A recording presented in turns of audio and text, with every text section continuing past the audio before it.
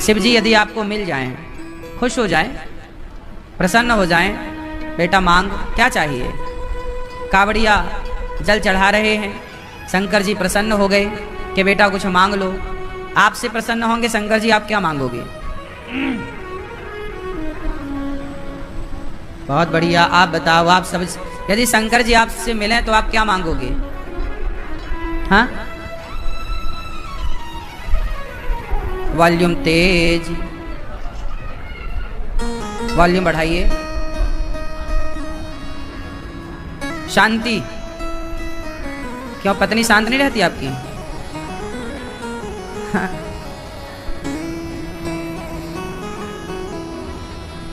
शांति, ठीक कह रहे हैं, शांति चाहिए सबको। और क्या चाहिए? आपको क्या चाहिए? शंकर जी से मांगना का मौका मिले तो क्या मांगोगे? हैं? सुख शांति, सुख और समृद्धि। आपको? आप बताओ काली मूंछों वाले भैया। हाँ हाँ, विश्व का कल्याण हो। सुंदर, आप क्या मांगेंगे? हाँ, आप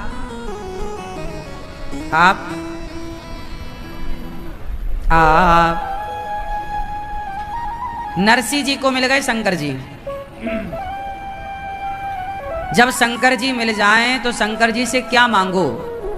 शंकर जी से मांगो, हे भोलेनाथ मुझको और कछु ना चाहिए,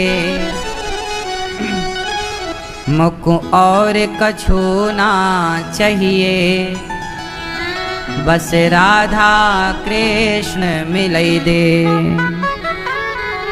हे भोलेनाथ, आप हमें और कुछ मत दो, श्याम सुंदर का श्री राधा रानी का दर्शन करा दो, भगवान श्रीमन नारायण का दर्शन करा दो, मुझको और कछु ना चाहिए, बस राधा कृष्ण मिलई दे।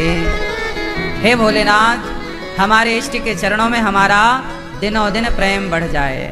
और अच्छा एक बात बताएं, भगवान मिल भी जाएं तो क्या मांगेंगे? भगवान के बिना आप या नहीं? शंकर जी प्रसन्न हो गए कि कोई चेला, लोग तो जल चढ़ाते हैं, फला फला चढ़ाते हैं, इसने तो अपने आप को चढ़ा रखा है। नरसिंह जी चढ़े थे शिवलिंग पर, अपने आप को समर्पित कर रखा था, तो शंकर जी प्रसन्न हो गए। नरसिंह बेटा, उस समय नरसिंह जी छोटे बच्चे थे, छोटी आयु थी। बेटा क्या चाहता है, क्यों पड़ा है? शंकर जी सामने हैं। नरसिंह जी चाहते तो धन दौलत मांग के खूब धनवान हो जाते, संसार का सुख मांग लेते, पर संसार का सुख, संसार की वस्तु से कीमती क्या है? भगवान सबसे अनमोल है। हे प्रभु, आप कण कण में समाये हैं। अच्छा बताओ, भगवान कण कण में समाये हैं, ये बात सही है कि गलत है? उत्तर दो।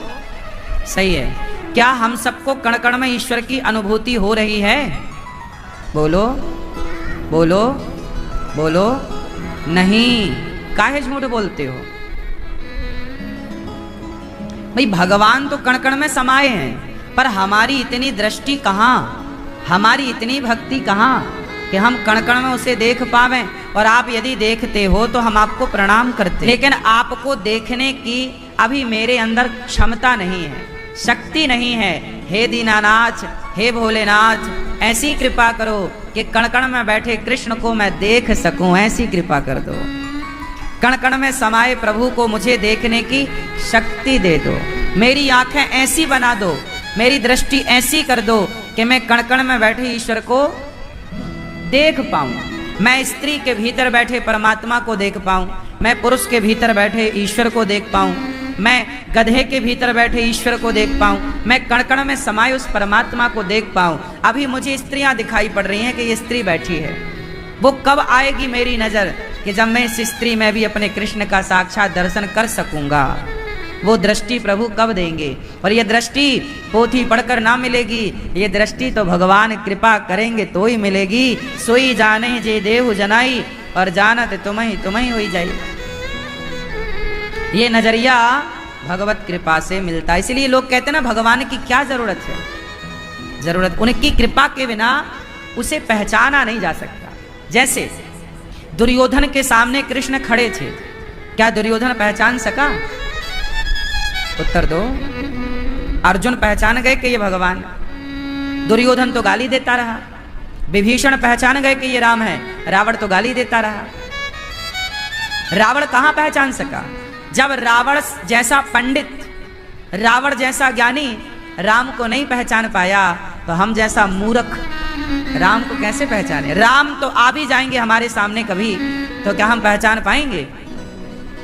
तो राम को पहचानने की शक्ति कौन देगा? कोई वेद पुराण ना देगा, कोई ज्ञान विज्ञान ना देगा। ये राम खुद जब कृपा करते हैं जीव पर, तो राम की कृपा से राम को जाना जा सकता है।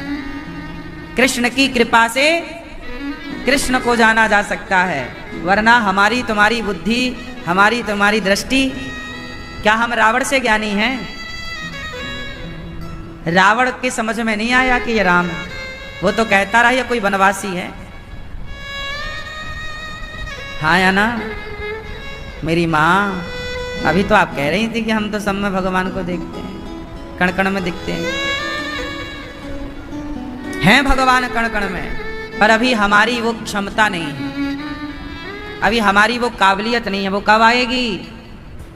भगवान की। इसलिए प्रार्थना करो, हे प्रभु, हे शंकर जी, मेरा सारा पुण्य केवल इसलिए है, मैं जो भी पुण्य करूं इसलिए प्रभु कि उस पुण्य के बल पर मुझे कोई धन दौलत की चाह नहीं, उस पुण्य के बल पर बस मेरी आंखों में इतनी दृष्टि दे दो कि मैं कण कण में छिपे परमात्मा को देख सकूं, उस परमात्मा को पहचान पाऊं।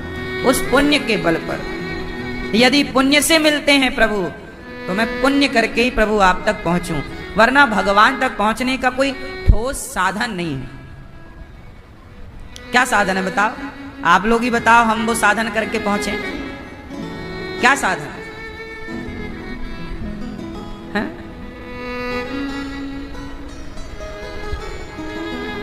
क्या साधन है?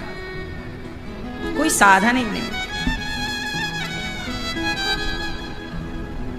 भगवान की कृपा से भगवान तक पहुंचा जा सकता है, भगवान की कृपा से भगवान को जाना जा सकता है, वरना बातें तो बहुत हैं।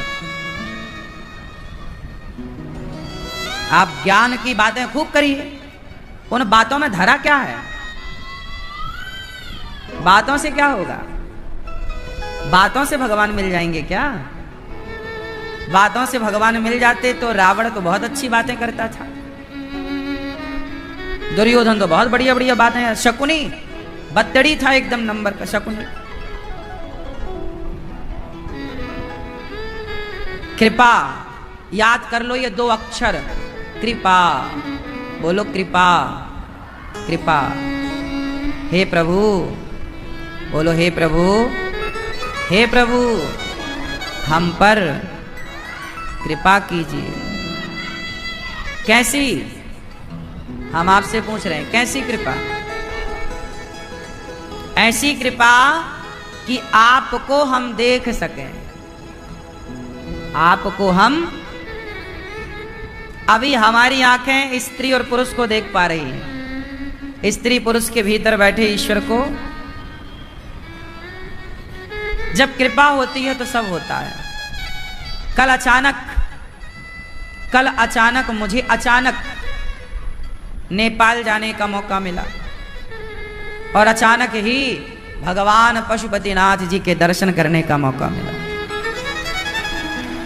ये मेरा कोई बल परिश्रम नहीं था, ये भगवान पशुपतिनाथ, भगवान शिव की कृपा थी कि नेपाल की पावन धरती पर जाने का, जिस धरती पर हमारे शालिग्राम भगवान विराजते हैं, जिस धरती पर माता गंडकी विराजती हैं, उस पवित्र धरा पर जाने का यह दास अनिरुद्ध को मौका मिला, और भगवान पशुपतिनाथ जी के पावन दर्शन करने का अवसर हमें मिला। जो नेपाल के लोग हैं ना, वो प्रकृति से बहुत जुड़े हुए हैं। भगवान शिव की और भगवान श्रीमन नारायण की, भगवान विष्णु की, भगवान शालिग्राम की बहुत अच्छी उपासना, बहुत अच्छी आराधना नेपाल के लोग करते हैं। भगवान शिव की बड़ी कृपा, बड़ी करुणा, बहुत अच्छे से 4 द्वार हैं भगवान पशुपतिनाथ जी के। चारों द्वारों से अलग अलग द्वार पे जाकर अलग अलग दर्शन करने का महत्व है। वहां का प्रेम, वहां के भक्तों का प्रेम कल हमने देखा, बहुत अच्छा लगा। और नेपाल के सारे भक्त बहुत श्रद्धा रखते हैं, बहुत सात्विक हैं, बहुत श्रद्धावान हैं। हम सभी ईश्वर की आराधना करते हैं और जो कृष्ण का है, जो राम का है, जो भगवान शिव का है, वो हमारा है, हम उसके हैं। वो जो राम का है, कृष्ण का है, शिव का है, वो हमारा परिवार है। वो हमारा क्या है? परिवार है। तो भारत और नेपाल ये दोनों एक परिवार है, क्योंकि हम दोनों शिव के उपासक हैं, हम दोनों शालिग्राम के उपासक हैं, हम दोनों की आस्था एक है, हम दोनों के आराध्य एक है। इसलिए नेपाल की पावन धरती पर कल हम वहीं थे दिन भर। कल गए और कल ही वापस आ गए। नेपाल गए, दर्शन किया, एक यज्ञ था उसमें सम्मिलित हुए, कुछ भक्तों का दर्शन किया और कल ही ये दास वापस। समय बहुत कम रहता है, काम बहुत रहता है, जाना होता है। भगवान शिव ने बुलाया, भगवान पशुपतिनाथ जी की बड़ी कृपा, उन्होंने बुलाया, दास को इस लायक समझा और मुझ जैसे पापी को भी भगवान शिव का सावन के महीने में दर्शन करने का बहुत सौभाग्य प्राप्त हुआ। मेरी उपस्थिति भी भगवान शिव ने स्वीकार की, तो मैंने शिव जी से बस यही चाहा कि मुझको और कछु ना चाहिए। हे भोलेनाथ, यदि आप मुझ पर जरा भी कृपा करना चाहते हैं, जरा भी प्रसन्न है, तो आप बस मुझे ये दीजिए कि बस मेरा प्रेम मेरे भगवान श्रीमन नारायण के प्रति दिनों दिन मेरा प्रेम बढ़ता जाए और मेरी आंखें ऐसी हो जाएं कि बस जहां मैं देखूं वहां मेरे कृष्ण, मेरे श्रीमन नारायण का दर्शन हो। मुझको और कछु ना चाहिए, बस राधा कृष्ण मिलई दे। बोलिए शंकर भगवान की जय, 12 ज्योतिर्लिंगों की जय। अच्छा, भगवान शिव को लेकर ने बहुत बड़ी कंफ्यूजन है लोगों के अंदर। लोग कहते हैं शिवलिंग, कुछ लोग कहते हैं क्या शिवलिंग का अर्थ कोई योनि भाग से है? क्या यह शिव जी का लिंग है अर्थात योनि भाग है? ना, शिवलिंग का लिंग का अर्थ क्या होता है? जैसे हम लोग पढ़ते ना हिंदी में, स्त्रीलिंग, पुरलिंग, नपुंसकलिंग, है ना? कौन सी वस्तु किस लिंग में है ना? हम लोग पढ़ते हैं ना। 3 लिंगों के बारे में हमने पढ़ा, स्त्रीलिंग, पुरलिंग और नपुंसक। तो लिंग का अर्थ केवल योनि भाग नहीं, लिंग का मतलब है संपूर्ण शरीर। ये स्त्री है, मतलब स्त्री मतलब पूरी स्त्री आ गई ना। अब यहां पर 2 लोग बैठे हैं, स्त्रीलिंग, पुरलिंग, ये स्त्रियां हैं, ये पुरुष हैं। तो जब मैंने पुरलिंग कहा तो पूरा पुरुष आया कि केवल पुरुष का वह योनि भाग आया? पूरा पुरुष आया। उसी तरह जैसे पुरलिंग कहने से पूरा पुरुष आ गया, उसी प्रकार शिवलिंग कहने से संपूर्ण शिव आ गए। वो संपूर्ण शिव है। वह शिव कोई योनि भाग ही नहीं है। लिंग संस्कृत का शब्द है और लिंग मतलब संपूर्ण शरीर। बात समझ में आई? कुछ लोग भाषा का ज्ञान ना होने से, शब्द का ज्ञान ना होने से उस अर्थ का वो अनर्थ कर डालते हैं। बात समझ में आई? कुछ लोग क्या करते हैं, अर्थ का वो लिंग मतलब वो लिंग समझते हैं। वो शिवलिंग को भी केवल योनि भाग से जोड़ते हैं, क्योंकि उन्हें ज्ञान नहीं। इसलिए आप लोग पूरा नॉलेज रखिए, आपको कभी कंफ्यूजन ना हो। अच्छा, भगवान शिव महापुराण में लिखा है, जब मैंने शिव महापुराण पढ़ा तो उसमें मैंने पाया कि जो शिवलिंग है वह भगवान शिव का निराकार रूप है। भाई उस शिला में, शिवलिंग की शिला में कोई आकार होता है? आंख, कान, शिवजी का नाक होता है क्या? नहीं। क्यों नहीं होता? क्योंकि वह निराकार का प्रतिनिधित्व करता है। शिव कैसे हैं? निराकार। तो निराकार के, अब निराकार का कोई आकार नहीं, तो वो शिवलिंग का भी कोई आकार नहीं होता। कोई आंख नहीं, कोई मुंह नहीं, कोई हाथ नहीं, कोई पांव नहीं। तो जो शिवलिंग होते हैं वह निराकार का प्रतिनिधित्व करते हैं। हमारे यहाँ भगवान की दो रूपों में पूजा है। हमारे यहाँ साकार पूजा भी है और निराकार पूजा भी है, सगुण और निर्गुण। समझ रहे हैं बेटा? साकार और निराकार। तो जो साकार हैं, जब शिव प्रकट होंगे तो वो साकार कहलाएंगे। जब वो अप्रकट रूप में हैं तो वो निराकार कहलाएंगे, है ना? जैसे समुद्र का पानी निराकार है, नदी का पानी का कोई आकार नहीं, पानी निराकार। लेकिन वह कटोरी में जब भर के आप फ्रीजर में रखोगे और वो बर्फ बनेगी तो वह निराकार पानी एक बर्फ के आकार में बदल जाएगा।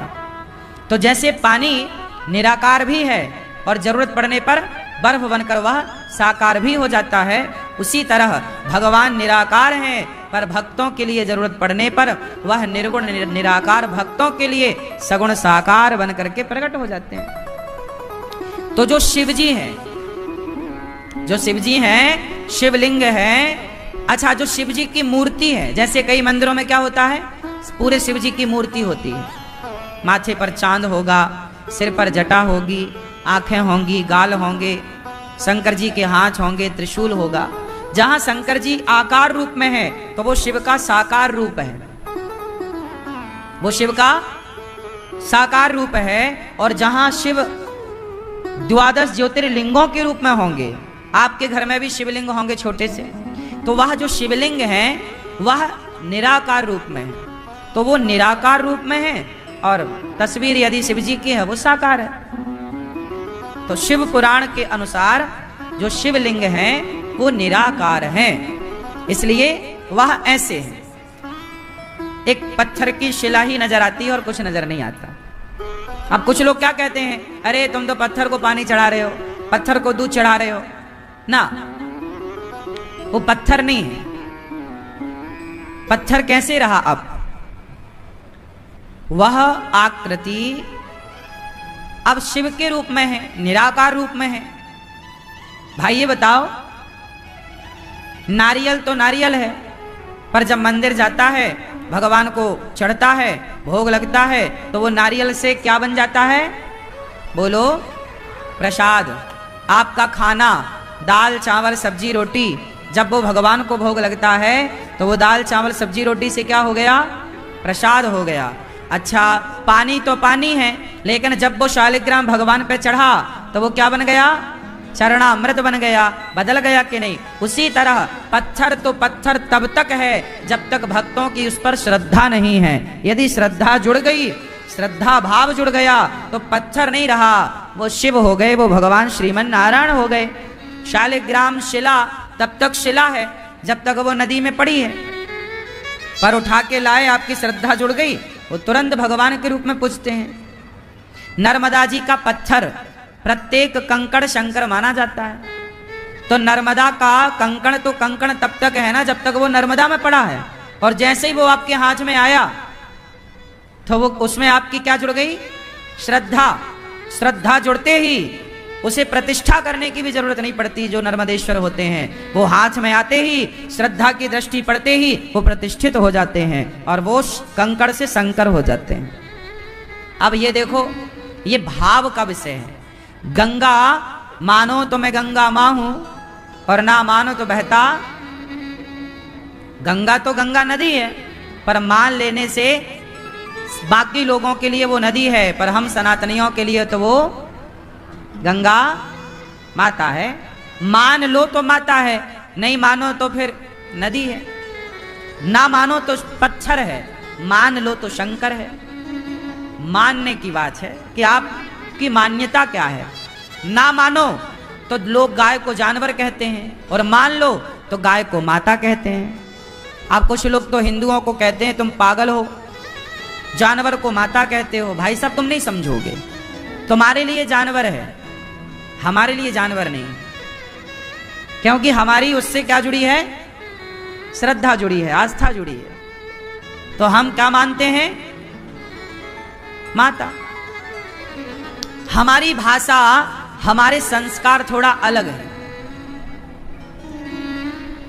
हमारे यहां भावग्राही जनार्दना, हमारे भगवान दाल चावल सब्जी रोटी के भूखे नहीं हैं। हमारे भगवान को तो जब प्रेम मिलता है तो वो छिलके खाने लग जाते हैं, और प्रेम नहीं मिलता तो दुर्योधन के 56 भोग को ठुकरा देते हैं। प्रेम मिलता है तो विदुरानी के बेर छिलके और शबरी के बेर खा लेते हैं, और प्रेम नहीं मिलता तो वो 56 भोग भी त्याग देते हैं। तो भाव का भूखा हूं मैं। भगवान जो है ना, भावग्राही जनार्दना, भगवान भाव का विषय है। इसलिए ईश्वर को ना, ईश्वर कोई पत्थर का विषय नहीं है, और ईश्वर कोई तर्क का विषय नहीं है। बात समझ में आई? ईश्वर तर्क से नहीं जाना जा सकता।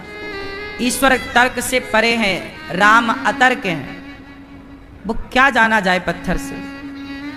अब बताओ, किसी वैज्ञानिक से पूछो कि क्या कोई पत्थर पानी में तैर सकता है, तो विज्ञान तो मना करेगा कि भाई साहब कोई पत्थर पानी में तैर नहीं सकता।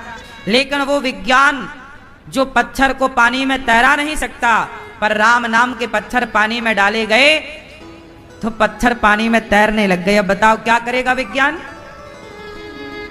क्या करेगा साइंस? साइंस और श्रद्धा अलग अलग विषय। साइंस अपनी जगह सही है, श्रद्धा अपनी जगह सही है। साइंस के तरीके से श्रद्धा को नहीं सोचा जा सकता, नहीं देखा जा सकता। साइंस का अपना दृष्टिकोण है, श्रद्धा का अपना दृष्टिकोण है। हाँ या ना? दोनों के अलग अलग रास्ते हैं। इसलिए आजकल हम लोग क्या करना चाहते हैं? दोनों को कंबाइन करना चाहते हैं। ठीक है, हमारा धर्म, हमारी संस्कृति, हमारे वेद तो साइंटिफिक हैं। ऐसी कोई भी बात नहीं है जिसको साइंस की कसौटी पे खरा ना उतारा जा सके। सारी हमारी भारतीय परंपराएं साइंस की कसौटी पर खरी उतरती हैं। इसके लिए थोड़ा डीप पे जाना पड़ेगा, समझना पड़ेगा। लेकिन साइंस से कहीं ऊपर व्यक्ति की श्रद्धा काम करती है। कई बार डॉक्टर कह देते हैं कि भाई साहब अब इनकी तो मृत्यु हो जाएगी। डॉक्टर कई बार जवाब दे देते हैं, और डॉक्टर जवाब देते समय क्या बोलते हैं कि अब भगवान के भरोसे हैं। और डॉक्टर कई बार जवाब देने के बाद डॉक्टर जान गया कि अब कुछ बचा नहीं, ये मर जाएगा। डॉक्टर के जवाब देने के बाद भी ऐसे लोग हैं सालों साल तक जिंदा रहे हैं। ये बात सही है कि गलत है? बोलो। इसका मतलब ये हुआ कि जहां साइंस अपना काम करना छोड़ती है, वहीं से श्रद्धा अपना काम स्टार्ट करती है। ठीक है? इसलिए साइंस अपनी जगह ठीक काम कर रही है, पर श्रद्धा अपनी जगह है। एक डॉक्टर के बारे में मैं सुन रहा था। उन डॉक्टर साहब ने अपना इंटरव्यू दिया और उन्होंने कहा, अब देखो डॉक्टर तो बढ़िया जानता है कि आपके अंदर सब ठीक ठाक है कि गड़बड़ है। तो कई बार डॉक्टर बोला कि डॉक्टर ने कहा कि देखो, मैं बोला कि ये तो कोई भी बात नहीं है, ये तो ठीक हो जाएगा। ऑपरेशन थिएटर पे गए, बोले ये तो जरा सा ऑपरेशन है, अभी ठीक हो जाएगा, चिंता की बात नहीं है। लेकिन वो जरा सी बात थी, पर वो आदमी मर गया। और डॉक्टर कई बार कहते हैं कि भाई ये तो बहुत बिगड़ा हुआ केस है, अब तो भगवान के भरोसे है, सुधरेगा नहीं। डॉक्टर बोल देता है कि भाई साहब ये बचेगा नहीं। तो घर वाले बोलते अच्छा एक ट्राई तो करो। डॉक्टर बोलता मर जाएगा, ट्राई मत कराओ, काय पैसा बर्बाद कर रहे हो। भाई साहब एक ट्राई तो करो। डॉक्टर को भी यकीन था कि ये मर जाएगा, परिवार को भी यकीन था कि डैमेज है, मर जाएगा, लेकिन वो डॉक्टर जो जानता था कि ये केस बिल्कुल बचाने योग्य नहीं है, बिगड़ा है, कई बार वो कोशिश करता है और वो बच जाता है। और जिस पर उम्मीद थी कि ये बच जाएगा वो मर जाता है, और जिस पर उम्मीद थी कि मर जाएगा वो। ऐसा होता है कि नहीं, आप बताओ, बोलो हाँ या ना। क्यों होता है? सब कुछ डॉक्टर ही थोड़ी करता है, डॉक्टर तो अपना काम करता है। बचाना मारना डॉक्टर के हाथ में नहीं है, ये तो चाबी ईश्वर के हाथ में है ना। इसलिए जो डॉक्टर नहीं कर सकते वो भगवान कर देते हैं। बोलो बात सही है? इसलिए विज्ञान अपनी जगह सही है, पर श्रद्धा विज्ञान से ऊपर है। साइंस से ऊपर कौन है? बोलो श्रद्धा। इसलिए भगवान श्रद्धा का विषय है, भगवान साइंस का विषय नहीं है। हाँ, साइंस की दृष्टि में हमारे जितने भी मंदिर हैं प्राचीन, अब राम सेतु साइंस नहीं तो प्रूव किया है। राम सेतु को प्रूव किसने किया? साइंस ने किया। उसी ने तो क्लीन चिट दी कि भाई ये मानव निर्मित है,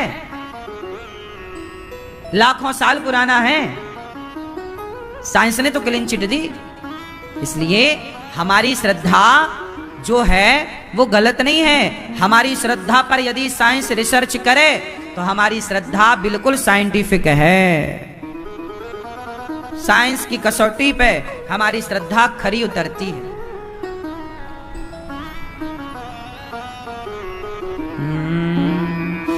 सच्चिदानंद रूपाय विश्वोत्पत्त्यादि हेतवे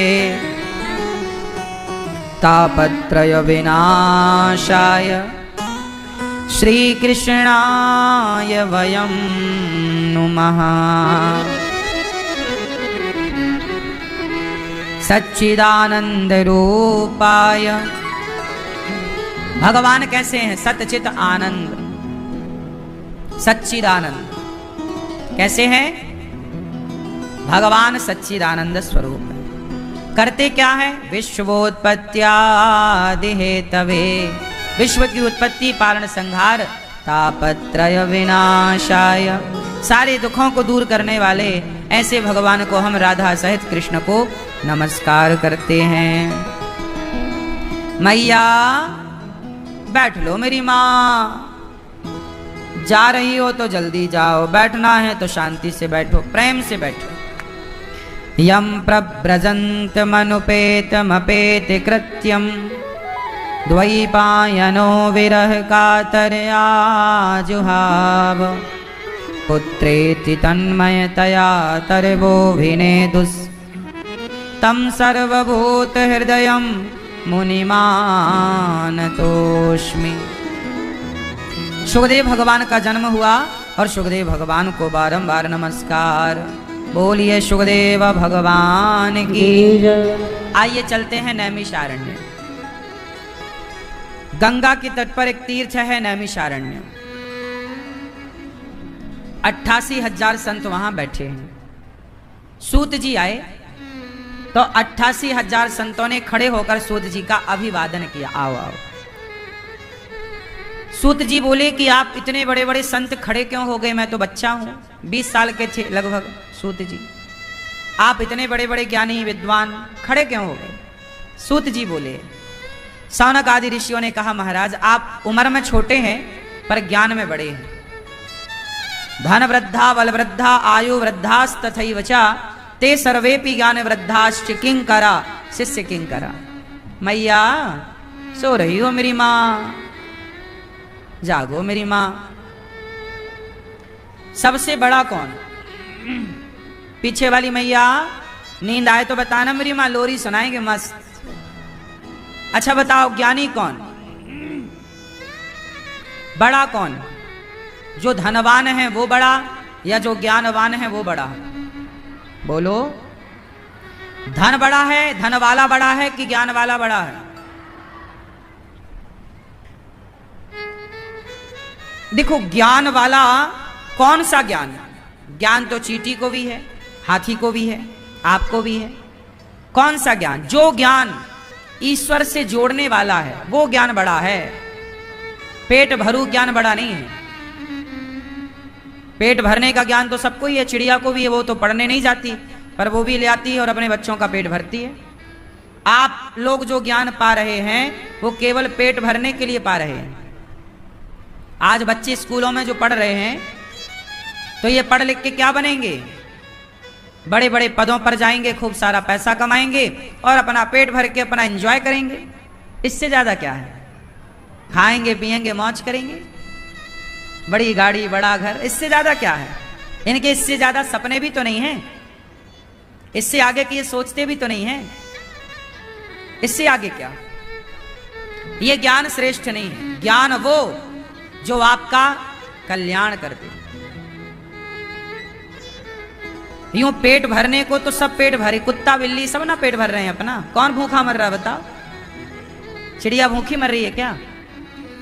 तो पेट भरू ज्ञान तो सबके पास ईश्वर ने दे रखा, पर ज्ञान वो है जो अपना और सबका कल्याण करे, जो संसार में रहकर नेकी पर चले, सच्चाई और अच्छाई पर चले और अच्छे कार्य करते हुए जो समर्पण प्रभु में रखे।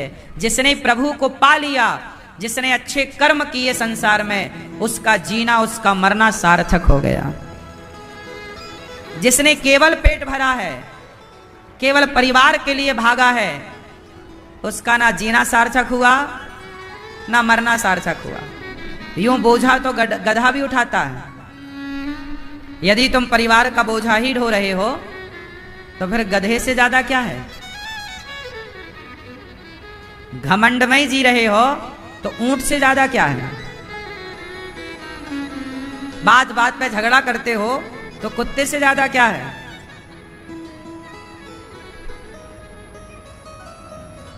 जीवन तो माना जाएगा जब आपने जीते जी सबका भला किया, एक अच्छा जीवन जिया, सच्चाई अच्छाई के साथ जिए, ईमानदारी के साथ अपने सारे कर्तव्यों को पूरा किया।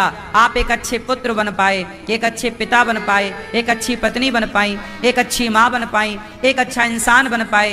और अच्छा इंसान जो बन गया वो यहाँ भी सुखी रहेगा, यहाँ से जाने पर वहाँ भी सुखी रहेगा। आजकल लोग डॉक्टर इंजीनियर एडवोकेट तो बन जाते हैं पर एक अच्छा इंसान कभी नहीं बन पाते।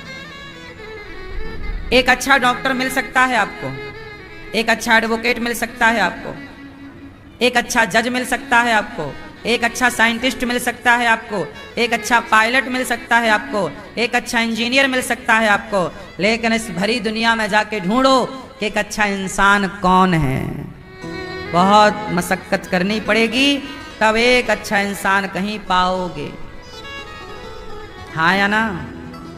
आज लोग अच्छा इंसान कहां बन रहे हैं? एक अच्छा बिजनेसमैन मिल जाएगा आपको, एक अच्छा व्यापारी आपको मिल सकता है, एक अच्छा बिजनेसमैन मिल सकता है आपको, एक अच्छा इंसान लाओ ढूंढ कर कहां है? एक अच्छा इंसान। हे विधाता, हमें धनवान मत बनाना, बहुत बुद्धिमान मत बनाना, हमें तो एक ऐसा इंसान बना देना जो इंसान हर इंसान की मदद करे, हर इंसान का भला सोचे। एक अच्छा इंसान ही हर इंसान की मदद कर सकता, वरना ये संसार फंस गया है रे भैया दलदल में। इंसान के प्राणों का प्यासा होता चला गया, लड़ते गए लड़ते गए लड़ते गए। अमेरिका में कौन है बोलो? लंदन में, अमेरिका में, सब जगह ईश्वर ने इंसान भेजे थे। हाँ या ना? बोलो मेरी माँ। ईश्वर ने क्या बनाया है? ईश्वर ने इंसान बनाए थे, लेकिन इंसान जब यहां आया तो वो बट गया, छोटा सा हो गया। मैं इस धर्म का हूं, मैं इस मजहब का हूं, मैं इस जाति का हूं। कोई नहीं कहता कि मैं इंसान हूं। लोग कहते हैं मैं यादव हूं, मैं ठाकुर हूं, मैं फला हूं, मैं फला हूं, मैं जाट हूं, मैं गुज्जर हूं, मैं ये हूं, मैं मुसलमान हूं, मैं हिंदू हूं, मैं ब्राह्मण हूं, मैं अंग्रेज हूं। कोई नहीं कहता कि मैं इंसान। क्यों नहीं कहता? क्योंकि इंसान अब रहे ही कहाँ। अब तो केवल इंसानों के पुतले हैं। अब इंसान कहाँ रहे? कहाँ हो तो ले आओ ढूंढ के। अब इंसान कहाँ रहे? अब तो ब्राह्मण हैं, क्षत्रिय हैं, वैश्य हैं, शूद्र हैं, हिंदू हैं, मुस्लिम हैं, सिख हैं, ईसाई हैं। अब तो ये लोग हैं, अब इंसान नहीं है। अब इतनी दरारें पड़ चुकी हैं, इतना बंटवारा हो चुका है कि अब सबको एक कर पाना भी कठिन है। अब इंसानों को इंसान बना पाना कठिन है। अब इंसान है ही नहीं तो क्या बना है। इसलिए ईश्वर से यही प्रार्थना है कि प्रभु हमें मत बांटो मजहब पंथ धर्म में, हमें मत बांटो जातियों में। हम तो अच्छे इंसान ही अच्छे हैं। हमें मनुष्य रहने दो, हमें इंसान रहने दो। हमें ईश्वर ने जो बनाया है सबकी सेवा के लिए, सभी में बांट कर खाए उसे इंसान कहते हैं। पराया दर्द अपनाए उसे इंसान कहते हैं। यूं भरने को तो पक्षी भी अपना पेट भरते हैं, पर सभी में बांट कर खाए उसे इंसान कहते हैं। कभी आप लोग एकांत में बैठकर सोचना कि आप इंसान बचे हो कुछ परसेंट, या पूरे इंसानों को देखना हो तो 4 साल के बच्चे को देख लेना, वह पूरा इंसान होता है। 4 साल का बच्चा पूरा, बोलो, पूरा इंसान है। लेकिन जैसे जैसे वो उम्र में बढ़ेगा, जैसी जैसी संगति में जाएगा, वो इंसान से वो हो जाएगा जो उसकी संगति है। अब वो रहा ही नहीं। अब तो वो हो गया जिसकी उसने संगति की। ईश्वर ने सबको इंसान बनाया था। क्या मुसलमान का 4 साल का बच्चा, क्या उसके अंदर कोई नफरत होती होगी? क्या उसके अंदर कोई घृणा होती होगी? पर वो घृणा नफरत के बीच में रहता रहता उसके हाथ में तलवार दे दी जाती है, बेटा ये बकरे की गर्दन काटनी है। वो बकरे की गर्दन पहली बार में काटते समय कापा होगा, उसका हाथ कप रहा था, कैसे काटूं। हाथ पकड़ पकड़ करके लोगों ने कटवाया, तो वो एक अच्छा इंसान था। उसके बाद उसने जीवों की हत्या करनी शुरू कर दी। बकरे मारता गया। फिर क्या हुआ? फिर उसे मार काट आम लगने लग गया। फिर वो किसी इंसान को मारना शुरू करेगा, किसी इंसान की गर्दन काटेगा, क्योंकि अब तो उसको काटने का अभ्यास हो चुका है। ऐसे ही है। इस धरती पे आने के बाद कोई हिंदू और मुसलमान होता है, इस धरती पे आने के बाद कोई सिख, ईसाई, यहूदी होता है। ईश्वर ने तो सबको एक जैसा बना के भेजा था। ईश्वर के घर से चले थे तो इंसान चले थे। जैसे जब पानी बरसता है तो पानी जब बरसता है तो पानी बरसता है, वो एक सा होता है। पर वही पानी की बूंदें जब गंगा में गिरती हैं तो वो गंगा हो जाता है। यमुना में गिरती हैं, वही पानी यमुना हो जाता है। नाला में गिरता है, वही पानी गंदा हो जाता है। ईश्वर ने तो पानी बनाए थे, नाले और नदियां यहाँ आके फिर वो बदला कि उसे नदी गंगा मिल गई तो वो जल गंगा हो गया, नाला मिला तो वो जल नाला हो गया। बस यदि हम जाति, मजहब, पंथ, धर्म, इन सब से अपने, धर्म तो सबके अंदर होना चाहिए, सही है, सबके भीतर धर्म हो, लेकिन जो बंटवारा है, जातियों का बंटवारा है, पंथों का, मजहबों का, इस बंटवारे ने आज इंसानों को इंसानों से लड़ा दिया। आपस में लड़के कौन मर रहा है? इंसान मर रहे। इसलिए आप अपने बच्चों को एक बेहतर इंसान बनाइए। क्या बनाओ? इंसान बन न पाया, भगवान ढूंढता है। इंसान बन न पाया, भगवान ढूंढता है। पहले इंसान बन जाओ तो भगवान को ढूंढने की जरूरत नहीं होगी। जो सच्चा इंसान होगा उसके मन मंदिर में सदा भगवान रहते हैं। हनुमान जी के भाई भीतर थे कि नहीं? यदि हनुमान जी के भीतर सीताराम थे और हैं तो हमारे भीतर क्यों नहीं हो सकते? इसलिए क्या बनाओगे बच्चों को? जोर से, एक बेहतर इंसान जिसके अंदर कोई नफरत नहीं, कोई घृणा नहीं, कोई ईर्ष्या नहीं, जो सबका कल्याण चाहता हो। इसलिए हम भारतीय पूरी दुनिया में एक सनातन ऐसा है, हिंदू ऐसे हैं जो चाहते हैं कि विश्व का कल्याण हो। वसुधैव कुटुंबकम, हम पूरे विश्व को अपना परिवार मानते हैं। ये मानसिकता, ये भावना केवल सनातनियों के पास, हिंदुओं के पास। काश ये भावना सबके पास होती।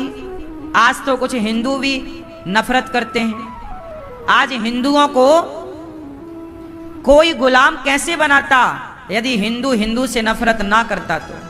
यदि हमारे देश में जयचंद ना होते तो क्या भारत कभी गुलाम होता? विडंबना तो ये रही है कि आज हिंदुओं का सबसे बड़ा दुश्मन कौन? हिंदू ही है। वही आपका भला नहीं चाह रहा है, वही आपका पांव पकड़ पकड़ के खींच रहा है। राम को वनवास गैरों ने छोड़ी दिया था, अपनों ने। पांडवों की पत्नी का अपमान गैरों ने थोड़ी किया था, अपनों ने। क्या बताएं, सदियां इस बात की गवाह है, युग इस बात के गवाह हैं कि क्षति जब हुई तो दूसरों के कारण नहीं, अपनों के कारण हुई है। हाँ या ना? चाहे आप भारत का इतिहास उठा लो, हमारा देश गुलाम हुआ किसके कारण हुआ? क्या मजाल थी मुगलों की और अंग्रेजों की? क्या जाए, वो तो हमारे अपने कुछ गद्दारों ने गद्दारी कर दी, अपनों ने लूटा है हमें। गैरों में कहां दम था, मेरी कश्ती तो वहां डूबी जहां पानी कम था। धोखा दूसरे थोड़ी देते हैं, अपने देते हैं। विश्वासघात दूसरे थोड़ी करते हैं, अपने करते हैं।